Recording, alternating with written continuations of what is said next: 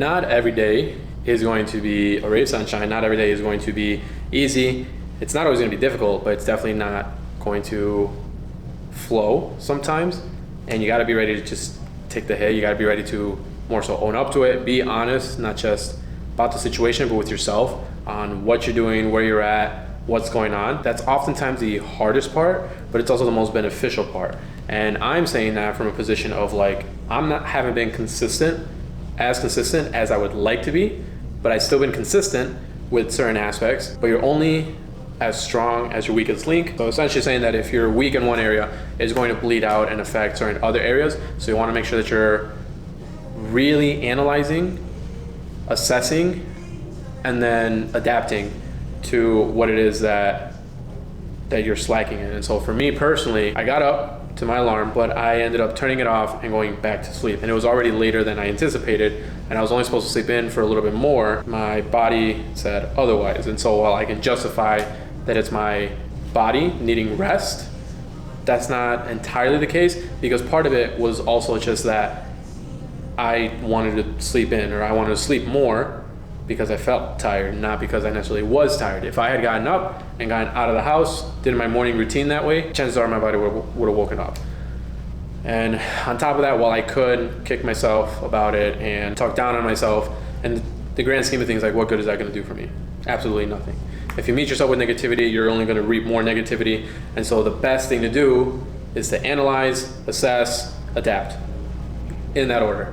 So analyze what it is that you're doing, assess why it's happening, and then you just gotta adapt. So pull away from whatever it is that is keeping you there, is keeping you consistent, and then shift over to the opposite, assuming that it's actually gonna make you better, obviously. So let's put an example of nutrition, because that's typically the one that people struggle with the most. If you often eat sugar, drink sodas, whatever, these things that are not good for you, you want to assess what's going on, what's happening. No, analyze what's going on, assess it, and find out why it is that you give in, which can be countless numbers of reasons.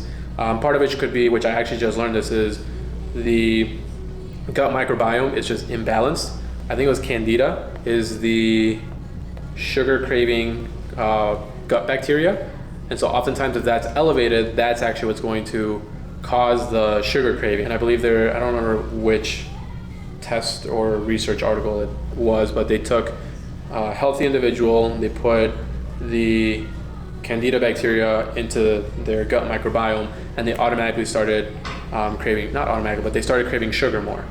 And then they switched it out with healthy bacteria, and the sugar cravings were gone after some time, something like that. But that could be part of it. I'm not saying that's exactly what it is. Your best bet is to get checked by a doctor, run some tests, but that could be part of it.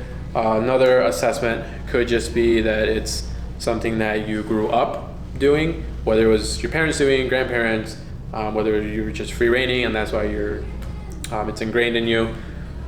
Maybe it's tied to some sort of emotional thing. I don't know. It could be anything, but ultimately you want to just find what the primary aspect is. And again, typically it's just that it's wired into who we are, how we are, because of upbringing.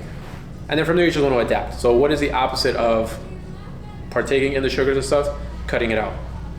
What exactly do you have to do in order to do that? Well, that depends. If you have self-control, you can just turn it away, say no, more often than not.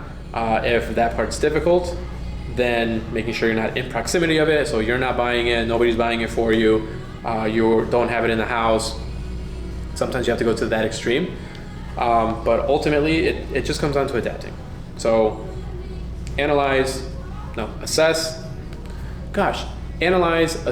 adapt. So I'm guilty of this too. I have to go through this process as well. And it's oftentimes the part of growth that nobody talks about, which is self-reflection, which is reflection as a whole. The way that Dr. J had mentioned it, experience plus reflection is what equals wisdom.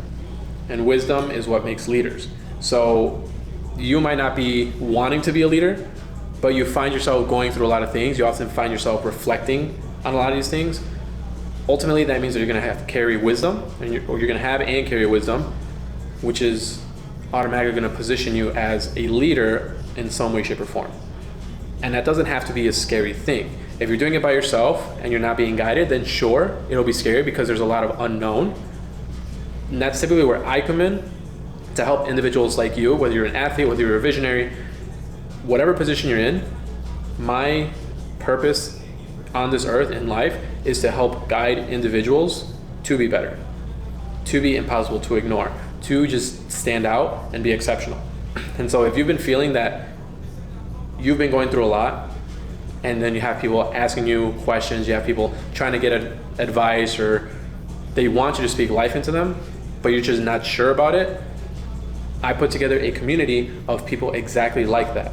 And I'm actively building, I'm actively looking for more individuals like you who are not only looking to grow, but also looking to pour out into others. So there's two ways you can access that. There's the 77 Club, which is currently a free community, very accessible. All you have to do is just get in there, start chatting, make conversation, and I have a short video library for you to just get a better understanding as to what it's about and then how to go about it, or different ways you can go about things. But then I have a more fast track program, which is very much more honed into what you specifically want to do in life, or what you specifically just need. So for some people, they get the general. So let's say in the 77 Club, it's you just gotta eat better. These are some of the steps.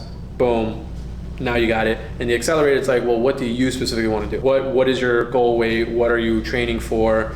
What are you doing here and this, that, and the other? And so that one goes a little bit more in depth because it'll lay out a lot more detail. So not everybody is looking for that kind of information. Not everybody is looking to take that kind of action. But if you're the individual that is, definitely check out the 77 Challenge community. If you're not, if you're just looking for a place where you can come together, be able to pour into other people and be able to be supported, then the 77 Club is exactly for you. And so I look forward to seeing you in either one of those. Keep your head up. Remember to be better, do better, live better. Keep striving for better. Keep doing great things.